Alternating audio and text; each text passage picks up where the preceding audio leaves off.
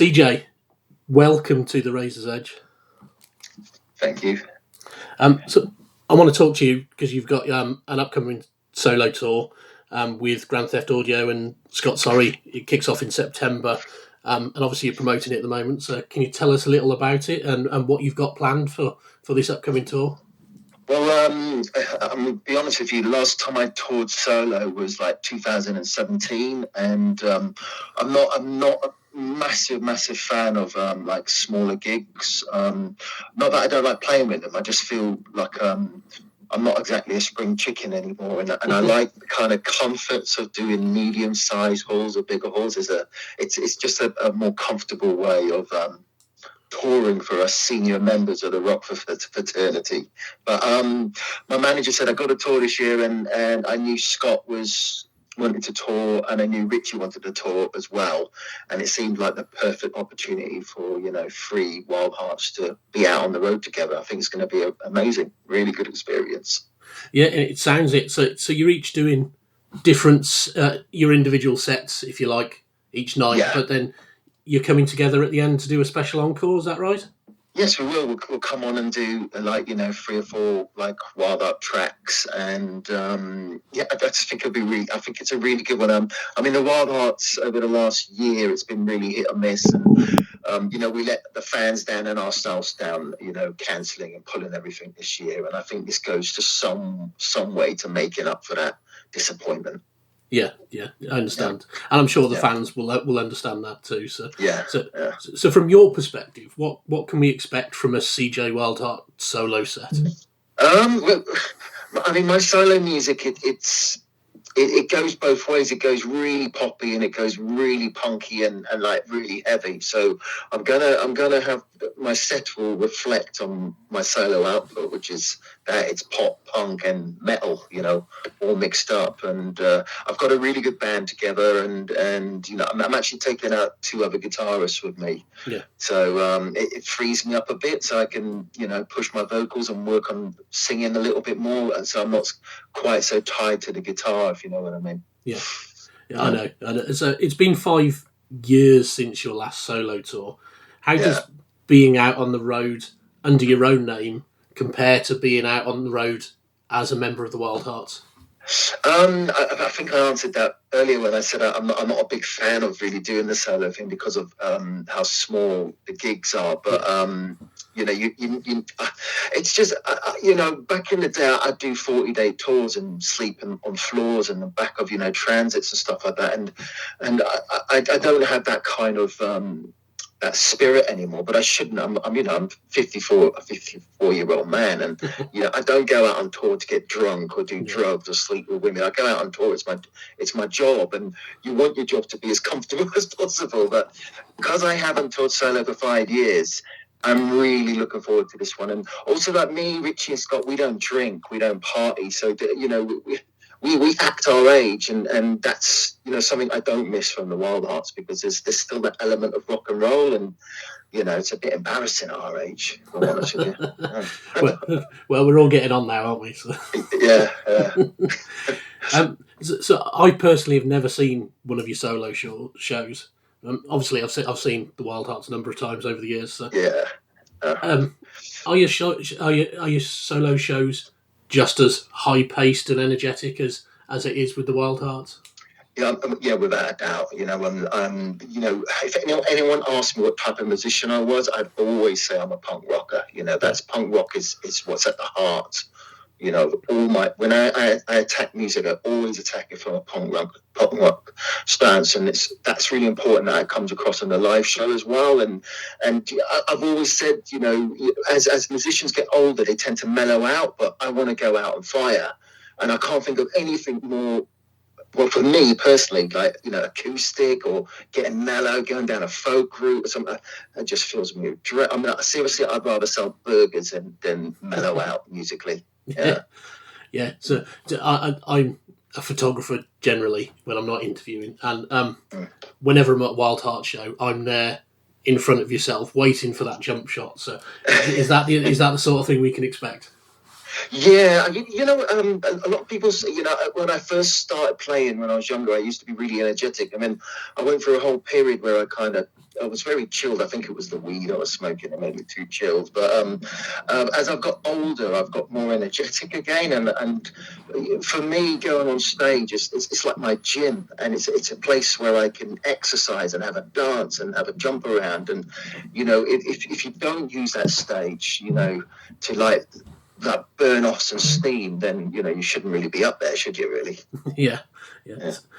So it's also 5 years since your last solo album, and with the Wildhearts on hiatus again. Is there any plans for you now to follow up this tour with a new solo record? I'm actually working on a new solo album now, and so which I'm hoping to drop next year.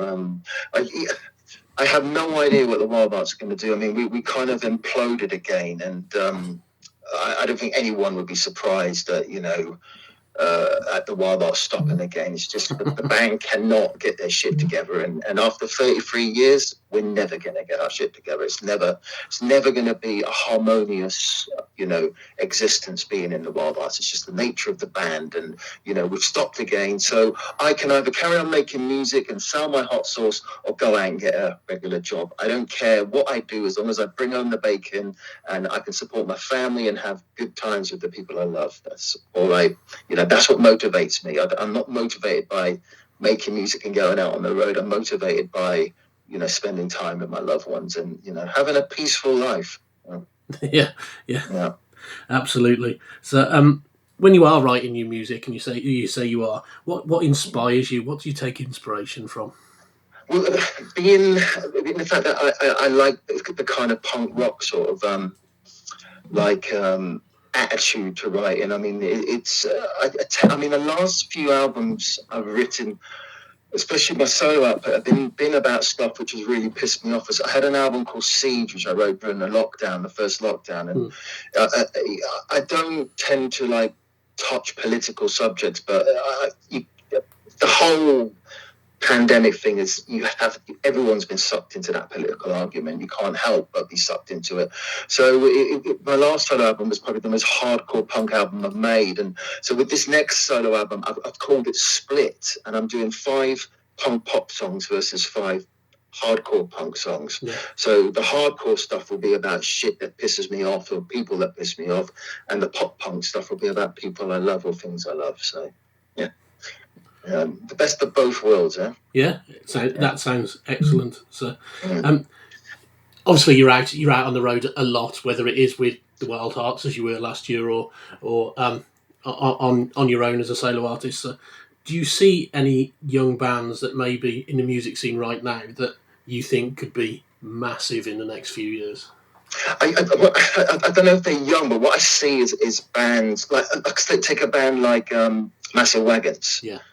And a band like Those Damn Crows. I mean, they're not young bands, but what they do is they take every opportunity they've been given with it, and they take it with respect, and they're really grateful to have those opportunities, and they're running with it. And for me, seeing that, it's just it rams home how arrogant the Wildhearts were back in the day, and we were arrogant, and we were full of our own self-worth, and I think it's part of the charm of the band, because we were a bunch of arseholes, but we made a great sound. Yeah. And I can put my hand up and admit that I was a complete and utter fuckwit, but when I see bands like Massive Wagons and Those Damn Crows, and they're actually doing it and they're playing the game, so they're 2 bands I think deserve success, and they deserve to go places. And there's nothing better than seeing bands who work hard and they reap the benefits from, for their hard work. And, the Wildhearts had a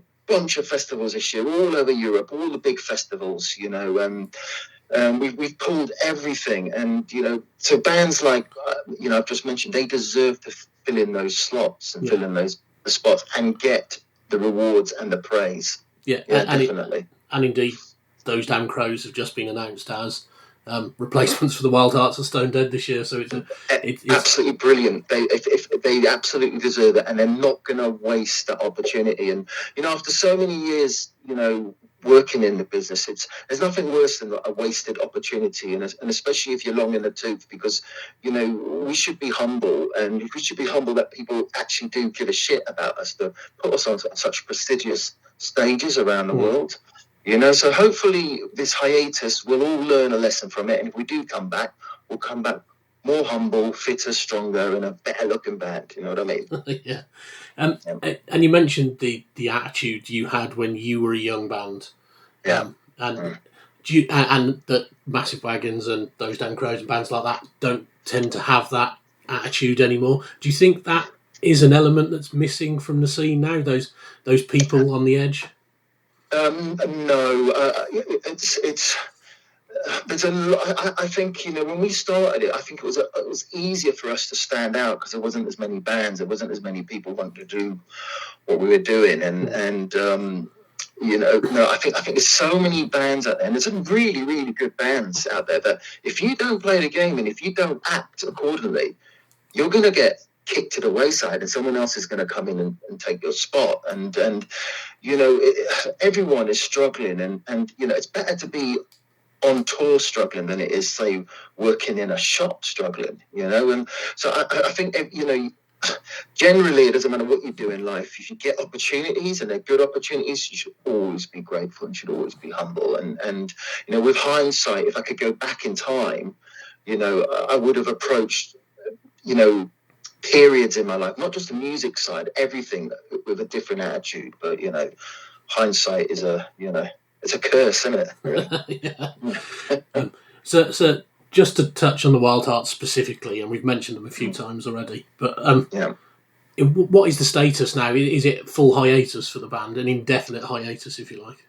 No, it's just business as usual. We stop, we start. I mean, it's what we're doing right now is nothing what we haven't done over the last 33 years. Yeah. It is the nature of the band, and whether we come back or whether we don't, it's just the way the band is.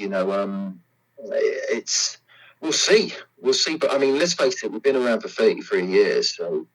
The only thing stopping us being around for another, couple of decades is ourselves. Yeah. So we'll see where it goes. Yeah. So what is your relationship like with Ginger? Are you still on speaking terms? You haven't completely fallen out or anything like that?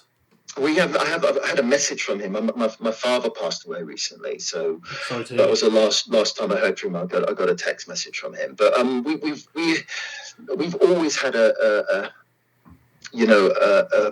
volatile relationship, but it's not, Ginger's had a volatile relationship with many people he's worked with, and it's the nature of the band, although I see myself now at this age as a much more humble and much more mellow and pleasant person. If someone comes to me, I'll go for them, I won't. I'm not like a victim, and I can stand my own ground. And I think that's one of the problems with the Wildhearts is that you've got a bunch of characters who can all stand their own ground, and we're not very flexible, and hence us falling out and stopping all the time. But it's just the nature of the band. And to be honest with you, it's really not that big a deal. We've been living with this for 3 decades now, so we'll see what comes next year. You never know. Well, hopefully one day. Yeah. CJ, it's been great talking to you today. Oh, thank you very much, Tim. And all right, you take care, man. And you.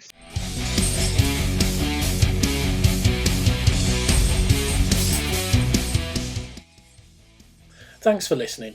Make sure you keep up to date with future episodes by subscribing to our channels. For more information on this podcast, or for all the latest music news, reviews, interviews and more, head over to our website, www.therazorsedge.rocks.